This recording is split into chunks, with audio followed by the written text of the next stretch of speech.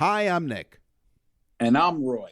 We want to wish all of you in the United States of America who are celebrating Thanksgiving. Well, we want to also wish you in Canada, who already celebrated your Thanksgiving a bit early, but you guys happy Thanksgiving as well. And down here in the United States, wish everyone a happy, healthy Thanksgiving. We have so much to be thankful for and living in this great country. So happy Thanksgiving. And we thank you very much for listening. We're thankful for you, our listeners, our supporters, and we also have lots to be thankful for. So however you spend it today, we hope that it is a warm and lovely day for you. Happy Thanksgiving from Totally Useless Information with Nick and Roy. Have some turkey with us. Mass of 55 Cancri E.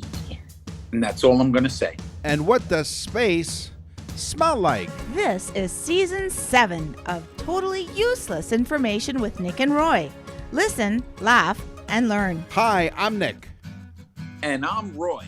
And we scour the internet to find out all this crazy information just for you. Plus, we will answer your questions this week in your mailbag segment and in the news today. Man gets tasered and catches fire. Totally useless information. It's everything you never needed to know. Einstein was a moron. Newton was a jerk. E equals nothing. It's science, science, science. Did you know that jingle is one of the most popular ones that people commented on? It's catchy. It's an earworm. It is. It is. Hey, Tree Man, a Russian man complained of intense chest pain. After some x-rays, doctors believed that he had a tumor. They performed some surgery, and the doctors could not believe their eyes. A pine tree was growing inside this man's set of lungs. The little acorns were piercing his organs, causing him to be in a lot of pain. Could you imagine? Unbelievable. His nickname, Woody. No. Okay, listen to me. Listen. Who is the guy? Do you know anything about the guy?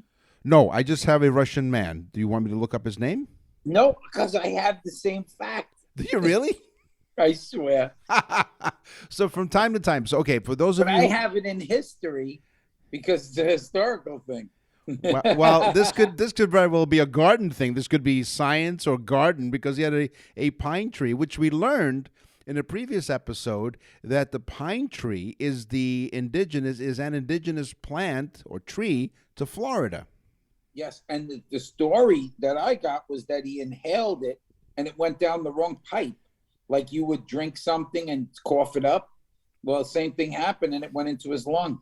I honestly was thinking to myself about that guy that inhaled the seed. Yeah. And he had it surgically removed. Did he have that done by a surgeon or a gardener? That's right. Yes. Yes. The surgeon had a green thumb. Wow. So that's a preview of what's coming up in history of Totally Useless Information with Nick and Roy. Wow. That's pretty cool, though. A tree was growing inside this man's lung. Exactly. Wow. So that caught your attention. It caught mine, too. That's crazy. In our solar system, all planets spin counterclockwise. So we're spinning counterclockwise for all the planets, except for one. Which one? Planet Venus, for some reason that no one knows, spins clockwise. Oh. And all the others spin counterclockwise. Scientists can't figure it out. They think there's a possibility it may have been hit by a massive, massive asteroid, which stopped its spinning and made it spin the different direction. And it just kept spinning that way from that point forward. They're not sure. Apparently, after 10 minutes of staring at yourself in the mirror, your brain starts to change things around on your face because of boredom. Okay? What? This process of distortion is a way for your brain to cope with boredom. This can explain why some people claim to have seen certain things in the mirror when staring at themselves in the past.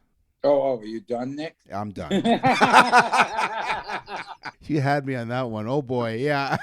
Yeah, the largest known star Now, we're talking about a sun, a star. Yes. Largest known is called UY Scuti, SCUTI, the letter U, the letter Y, Scuti. It is 2,708 times larger than our sun.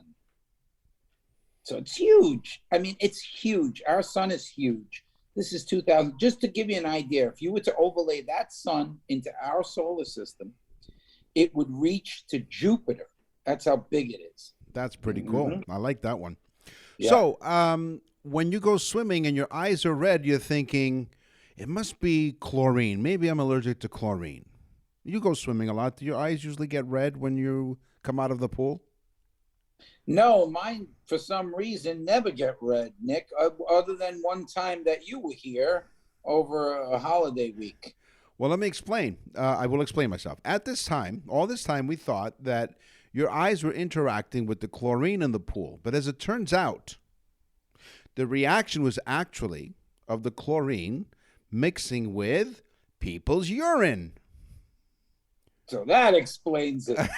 That's right. So we know that. Okay, So it wasn't I in the pool. It was you're in the pool. Right. You're in. You're in the pool. That's right. Just let that sink for a second, okay? Whether it's the chlorine itself or the chlorine interacting with something else, but the suggestion is just wear goggles in the pool just in case. And you put up, what is that sign that says, welcome to our ool? If you notice there's no pee in the pool and we like to keep it that way. Yeah, let me tell you something, though. It's common sense. You don't mix ammonia and bleach. And urine is loaded with ammonia. That's right. So it becomes poison. That's another fact. We just teach people things on this show. Listen, Nick. laugh, and we learn. are so loaded full of this useless crap. That's right. That's why we encourage you to bring a pen, a pencil, eyeline, crayon, whatever. Right? Most of our listeners probably have boxes of crayons. That's right. They do. The 64-pack with a built-in sharpener. Yeah, and one of those dull scissors, because they don't allow those. That's right. The rounded scissors, yeah. We're very familiar with those. In our solar system, I went with a lot of space science. Yeah. In our solar system, that's all those gummies. Yeah, man. Yeah, in our solar system, the largest mountain. Okay, so the largest mountain in our solar system on a planet is Olympus Mons. Olympus, M-O-N-S, Olympus Mons. Mm-hmm. The largest peak. It's the tallest mountain on Mars, and it is at least 3 times higher than Everest. Wow. That's insane. That's insane. It's crazy. Yeah. Now, we're going to stay in space. In fact, not only are we staying in space, I'm going to give you my teaser. What does space smell like? Ooh. There are byproducts of this rampant combustion. There are smelly compounds called polycyclic aromatic hydrocarbons. Mm-hmm. Or around Roy's house after a bowl of broccoli. These molecules seem to be all over the universe, according to Louis Alamandola, who's with NASA Research Center, and they float around forever, appearing in comets, meteors, and space dust. These hydrocarbons have even been shortlisted for the basis of the earliest forms of life on Earth. Not surprisingly, polycyclic aromatic hydrocarbons can be found in coal, oil, and even some food. So the final frontier smells a lot like a NASCAR race, a bouquet of hot metal, diesel fumes, and barbecue. And the reason for all of this is there are a lot of dying stars. Wow, that's cool. That's what now that's cool, folks. That's what space smells like. I mean, Nick was a little long-winded, but it's cool. That's right. As you were staring yourself in the mirror, what is that? What is going on? So my teaser was mass of 55 Cancri E. Right. Okay. That is the name of a planet. Mass of 55 Cancri E. It's believed to have a thick layer around the entire planet. The planet was originally all carbon, but then the planet got compressed as a moon and a planet. It got compressed by other planets. And that layer of carbon is now a thick layer of diamonds. Wow. So mass of 55 Cancri E is completely covered in diamonds. That is So outrageous. Nick and I have gone to Amazon and we booked our flight to Cancri E. We have 2 shovels, a big bucket. Yeah. Oh, yes. We need 2 really big shovels. As you're listening to Totally Useless Information with Nick and Roy. What happened today is history. What happens tomorrow is history. Yeah. Don't move. Don't move. During the Victorian period, it was normal to photograph loved ones after they've died. Can I move? Yes, you can. No, Okay. because usually when you're posing for a photo, they say don't move. So it was normal to photograph loved ones after they've passed away. People would dress their newly deceased relatives in their best clothing and put them in lifelike poses and photograph them. They did this to preserve one last image of their dead loved ones. Wow. So they take images of the dead people. Yes, they would pose them. Which is easy for the photographer, I guess, but it does tend to, you better get that one good shot because you're not going to be able to be like, come on, baby, move around. That's yeah, right. let's see you make love to the camera. That's right. Come on, work it. Work it. Work it. Instead, they're like, dig it. Throw them in the hole. Can you dig it? During the beginning of our nation, Nick, the original colonies, the 13 colonies, it's actually, I think, before 13, but England banned Christmas. What? There was no Christmas in the United States. No. Well, it wasn't really the United States yet. It was the colonies of England. But there was no Christmas. Can you imagine this? The king changed it right before the revolution because I guess the people were mad as hell about that and wanted Christmas. And plus, they probably upset that Santa kept calling for the rights of a flyover. Right.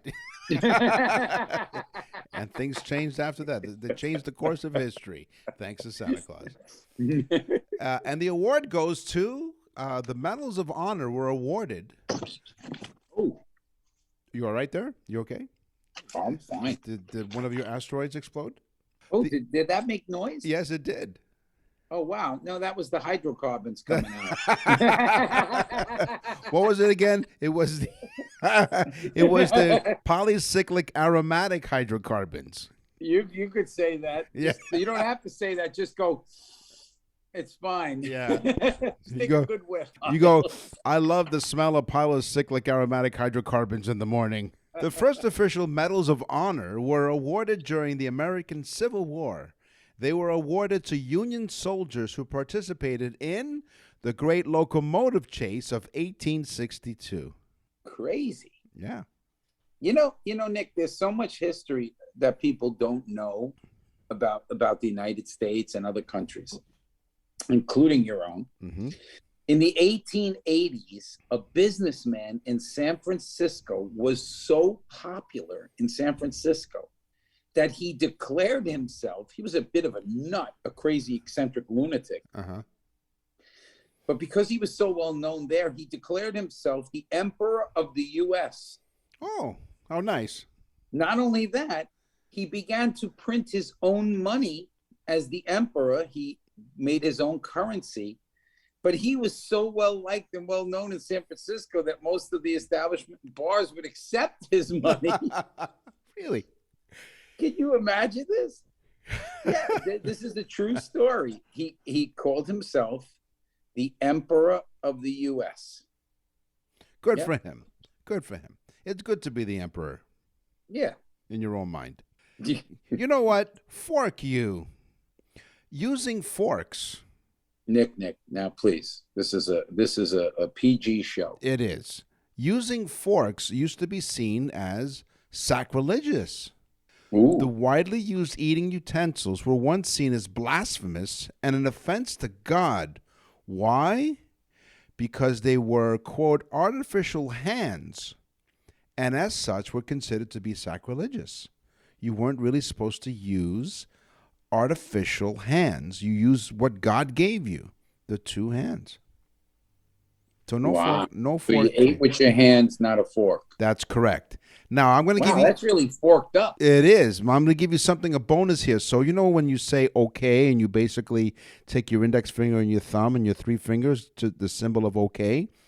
Yep. Okay came about when the higher class people would eat their meals. They wouldn't use utensils. They would bury their heads basically in the bowl of food and eat with their hands. As the servants came around to ask them how everything was, they didn't lift up their head. They basically lifted up their hands, and because their fingers were filled with food, they would create the symbol, which is what we know as okay today, and they would just wave to the servants and say, things are fine, they are okay. And that's where the okay came from, when the servants came around to ask them how things were.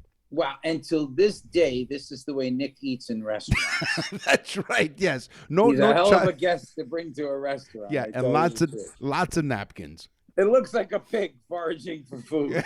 I resembled that comment. All right, you ready for a true or false? Yes, true. Okay, so answer this. True or false, Nick? Ben Franklin was inducted into the Kite Flying Hall of Fame. It's got to be true.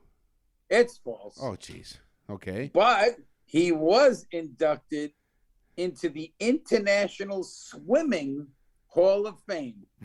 True. Ben Franklin was an avid swimmer. Remember, we spoke on the show. He would go into the Potomac naked. Yes. He would take all his clothes off and go naked for a swim every single day.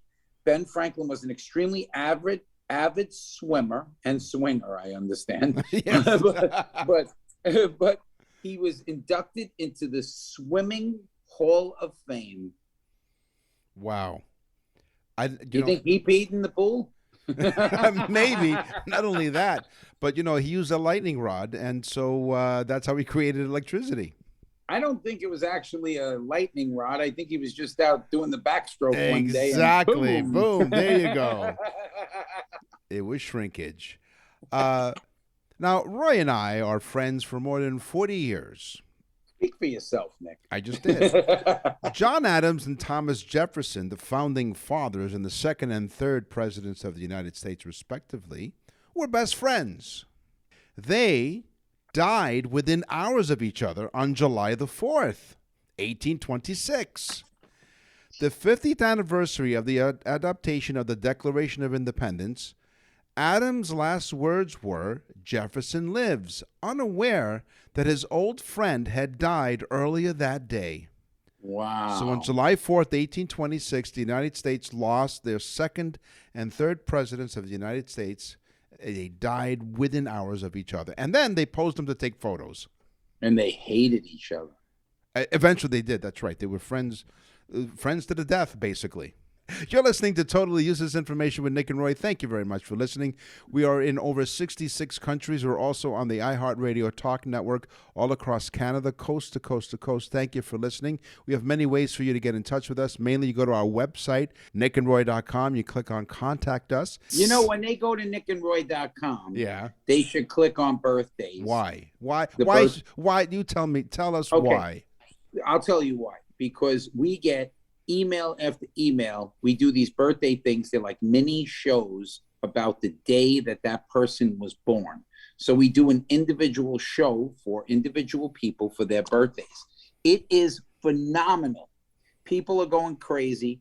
It is extremely inexpensive. Go to nickandroy.com, click on birthdays. It is the best gift, the most ingenious gift that you'll ever get anybody. They will rave about it for weeks and weeks and weeks, and they'll then get it for other people. nickandroy.com, click on birthdays. nickandroy.com/birthdays. Innovation, ideas. The Totally Useless Information Podcast presents Inventions. Now, I don't know, over the years when you've gotten a flat tire, have you ever used the cross jack? I have, yes.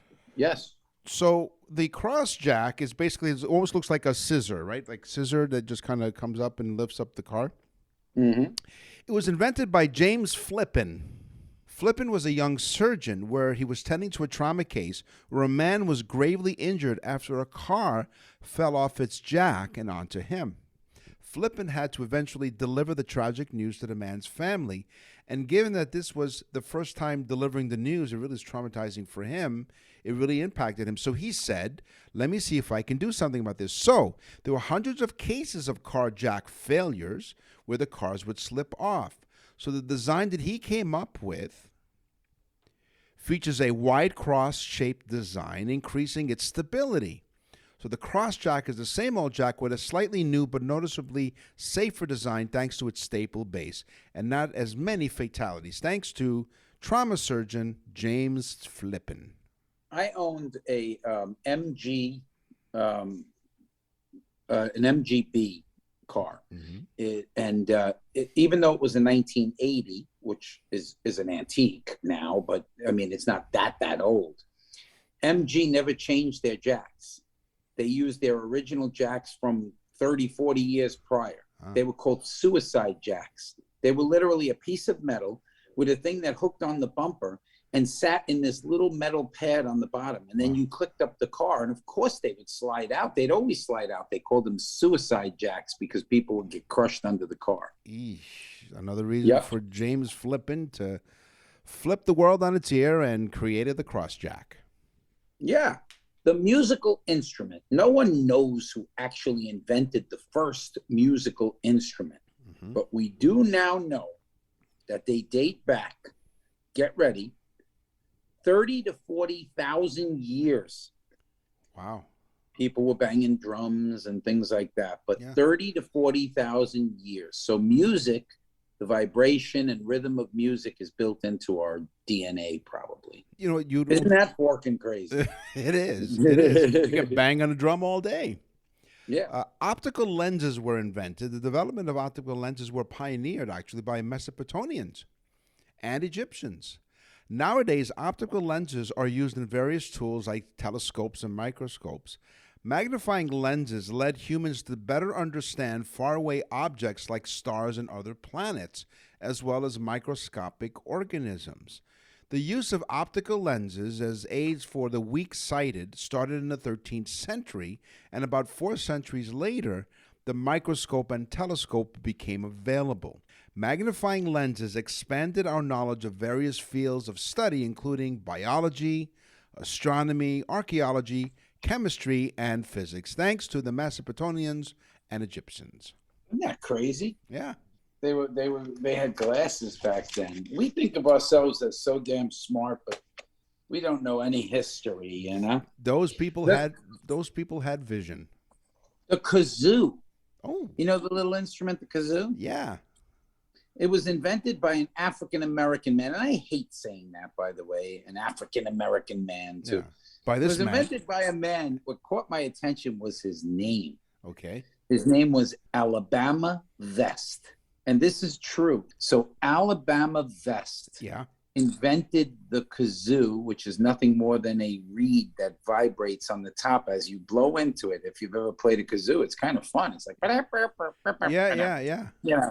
yeah. So he invented it down south, and it became part of a bluegrass type sound in the background, you know. Cool. Well, the kazoo, according to the Kazoo Museum in South Carolina, was developed by, you know, as you said, Alabama Vest. But he was a Georgia clockmaker. And so it was actually like, so I'm thinking, was he born in Alabama? Is that why he's named Alabama? But no, he was born in Georgia. No, yeah. I mean, but what an odd name, Alabama Vest. The invention of pasteurization. It may sound obvious, but back in the 1800s, nobody really understood germs or microorganisms. We still don't in this day and age. They had the power to invade living hosts such as humans or animals. We soon came to understand that microorganisms were living organisms existing anywhere, including the air humans breathe. Both were the works of Louis Pasteur, based on the theories proposed by many others.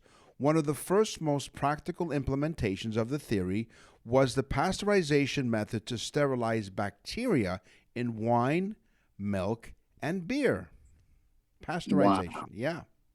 So this woman walks into a grocery store. She says to the guy behind the counter, I need 10 gallons of milk. Mm-hmm. Oh. So the guy says, what do you need 10 gallons of milk for? She says, well, I understand if I take a milk bath, my skin will be fantastic. Mm. So he says, you sure 10 gallons is enough? She says, I think so. He says, pasteurized? She said, no, right up to about my neck. Very good. Excellent. There you go. Remember that one. You can rewind the tape, rewind the show, 15 seconds, okay? I'll let you do it, and listen to the joke again.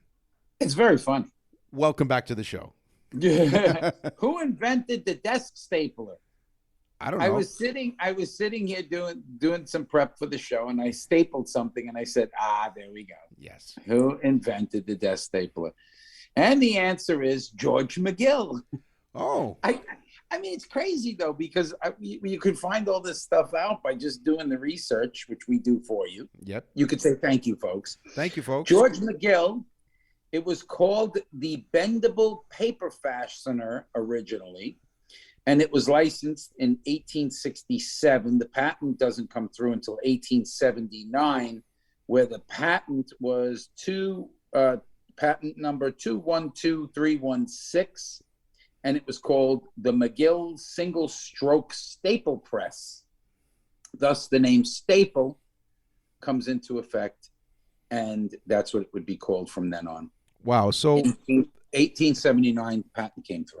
So when we tell you that we scour the internet and other sources, this is what we mean.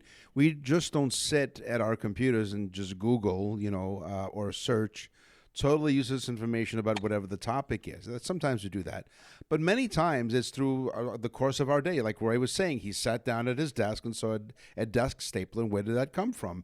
In the previous episode, he talked about how he made a smoothie in the morning and wanted to know where the blender came from. So this is part of how we do our research here on Totally Useless Information with Nick and Roy, including our vast research staff. And she says hello. So we want to thank this person. You let her out of the basement? Yeah, what's today? Yes, we did. So we want to thank this person for this wonderful invention, because without this person, we'd be talking to ourselves, which we do often anyway. The long-distance radio transmission. It's an important piece of technology for modern life. The communication system was the result of continuous development by many different people. But the first workable radio apparatus, and I worked it, was the brainchild of a single Italian, Guglielmo Marconi. He devised his wireless telegraphy in 1895. That's when he was saying something. They said, what did you say? He says, telegraphy. That's right. Tell everyone. I'll tell you other things, too. That's right. What was it what they said when Alexander Graham Bell, when he invented the phone, what was the first thing that he said? Could you imagine? But you'd have to invent two phones, not one, because how could you? Exactly. If he invented one phone, what is he talking? He had a problem. He talked to himself. Yeah. He got an answer. That would really be a problem. That's right. Yes, exactly. Could you imagine? Hello, hello, hello, hello. That's what he said. That's right. Hello. There's nobody on the other end. He hung up. That's right. Yeah. Telemarketers. I was just going to say, and oddly enough, it was a telemarketer. Okay. Charlie R. Stevens. I love this one. And people of the show are going to love this one. All right. Charlie R. Stevens released something in 1984 that he had invented. Right. Charlie was what they call a serial inventor. He had, tens of patterns already under his belt. Okay. And Charlie, most of his patents had to do with circuitry switches, electrical circuitry switches, things like that. But he's very influential in the electrical field. Mm-hmm. People know his name and his products of things that he invented. And again, like I said, he had like 20 patents under his belt before he actually invented this. But this one, everyone will know. It was called the clapper. No. So, Nick, hit the jingle. Clap on, clap off. Clap on, clap off. The clapper. There you go. The clapper. Clap on, clap off. The clapper. Sounds like something I got in high school. Oh, those were the days. They were. You're listening to Totally Useless Information with Nick and Roy. Thanks again for listening. And you go to our website, as we mentioned, go to nickandroy.com. You can check out our library of past episodes. We're now in season 7 and over 140 some odd episodes that we've presented just for you, including some holiday specials. So you can check it out at nickandroy.com. As we mentioned, you go to nickandroy.com to click on the birthdays to send someone a very personalized birthday message. And you go to nickandroy.com to send us an email. What's in the mailbag? What's in the mail?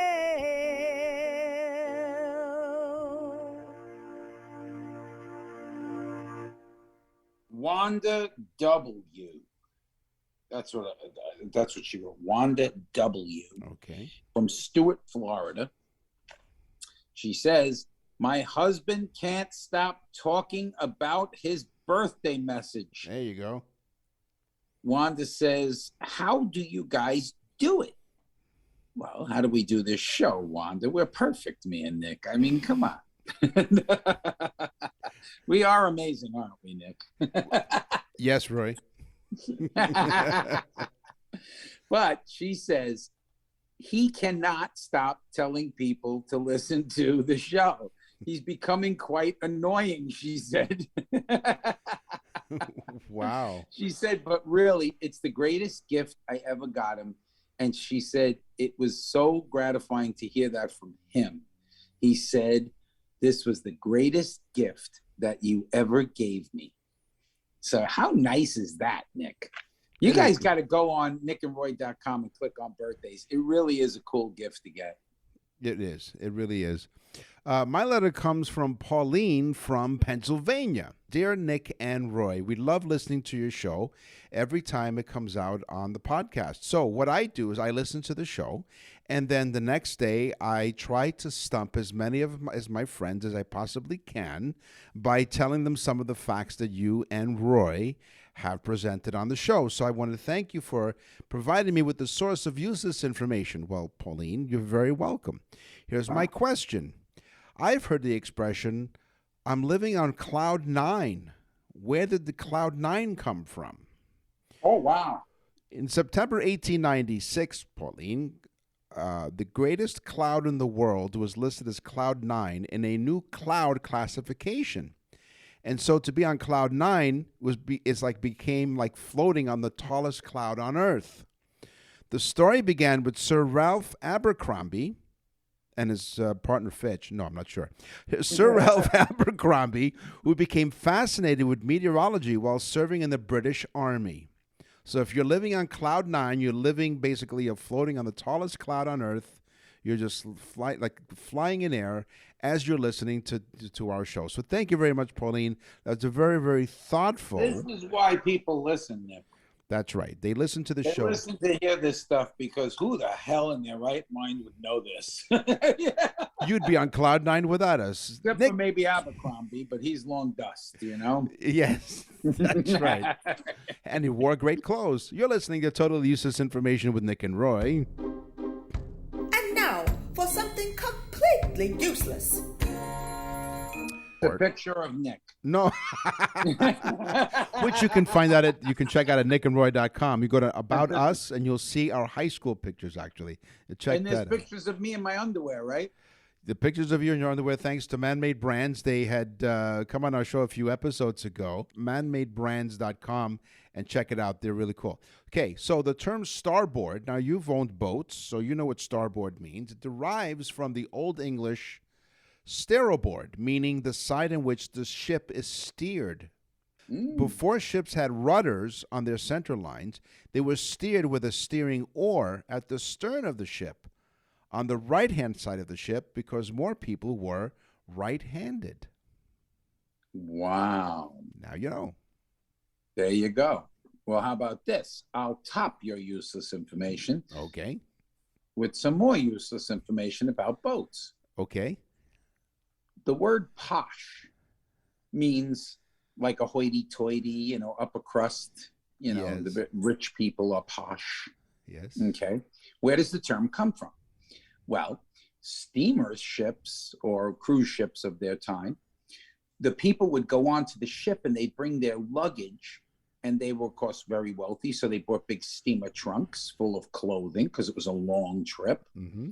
And they would stamp the side of the rich people's trunks, posh, P-O-S-H, which stood for port out, starboard home. Wow. So that they never had to see the ugly port itself. They always looked out on the water instead of seeing the food coming on board and the dirty people.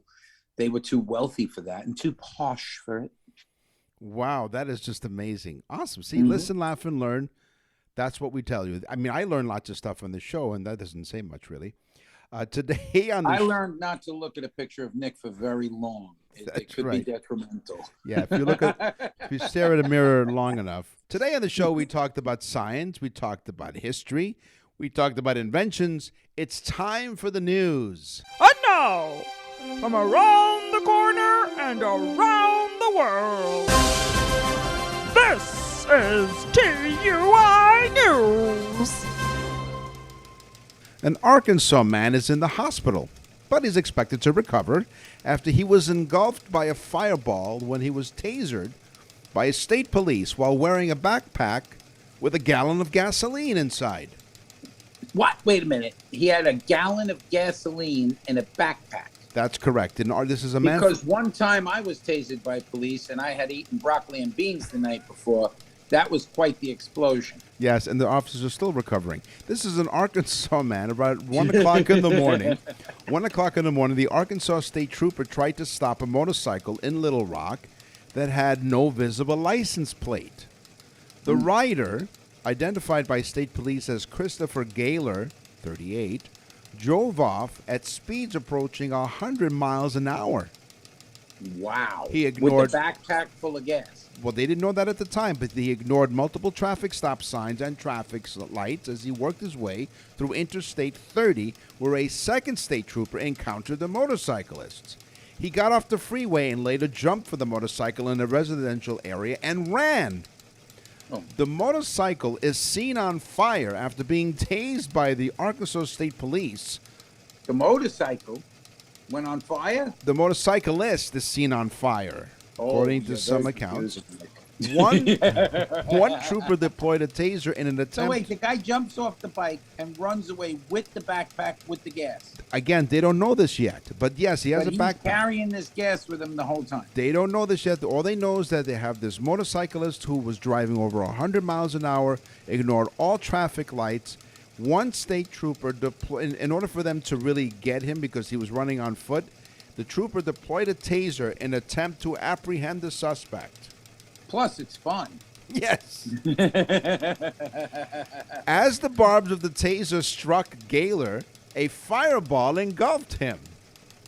Wow. The police dash cam provided by the Arkansas State Police shows troopers screaming, "He's on fire!" and then using an extinguisher. Gee, that's really smart of those guys, huh? They're really quick. He's on fire. And they're really good in a bad situation. Wait a minute. So they didn't just tase this guy, they hit him with a fire extinguisher. That's right. It was a bad day for this guy. Bad day for Mr. Gaylor. An investigation has since revealed that Gaylor was carrying approximately 1 gallon of gasoline in his backpack. Wow, it's a good thing he didn't just blow up. He faces charges of felony fleeing, failure to... They love the alliteration on this, right? He faces charges of felony fleeing, failure to register a vehicle, anyway, no liability insurance, driving with a suspended license, and reckless driving. Not to mention, he should be put in jail for breaking the cafe standards as far as the consumption of gas goes. Yes, that's He's correct. wrecking the environment, this guy. They're not sure if it was regular or premium. No Arkansas police personnel are under investigation related to the incident, nor has anyone been placed on administrative leave or disciplined. No. But then again, you never know in Arkansas. I mean, they take their sisters to the prom. These people, they'll walk around with gasoline all over them. They may douse themselves with it like cologne. That's right. Eau de la Premium. I got a hot date, and they throw the gasoline all over themselves. You know? What's a popular gas company down in the United States there? Oh, well, you got Shell. Shell. Okay, so it's Mobil. Eau de la Shell. So this guy is driving a motorcycle, which is hazardous to begin with, Yeah, right. with a gallon of gasoline on his back. So he's like thinks he's Rocket Man, you know? Really, honestly. That's right. But if he had fallen off the motorcycle and a spark happened, this man would have blown up either way. So that's just as well that they tased him and then they probably shot him and then hit him in the head with the fire extinguisher as well. Probably. Why not? Why not? Arkansas State Police say Gaylor, after abandoning the motorcycle to flee. Now, this is what their biggest problem is, but all the stuff that went on, this is their biggest problem. Allegedly, he never stated he was carrying an accelerant in his backpack. Nor was there a placard on the exterior of the backpack indicating that it contained an accelerant. That's true. He should have had one of those symbols like they have on the truck. That's right. Warning, He can might be... have had a tattoo like that. Have they checked them? But There's that still- probably got burnt off. So. It did. So, warning, this motorcyclist is combustible when tasered. Wow. Can you imagine this? This goes on in Arkansas. Yeah, exactly. Isn't that where Bill Clinton was from? Little Rock, as a matter of fact, and I believe, and Yeah, that's what the girls used to call him when he took his clothes off. Little Rock. thank you for joining us. This is all the time that we have for this episode of Totally Useless Information. We will scour the internet and other sources like we always do. You're just sitting at a desk, and to bring more totally useless information for you next time. So tell your friends to go to nickandroy.com and look up our birthday thing, which is awesome. And also, never, ever carry gas across the Arkansas state line. That's right. I'm Nick. And I'm Roy. Thanks for listening. Totally Useless Information with Nick and Roy is a production of nickandroy.com. Visit nickandroy.com to access the full library of episodes or wherever you get your podcasts.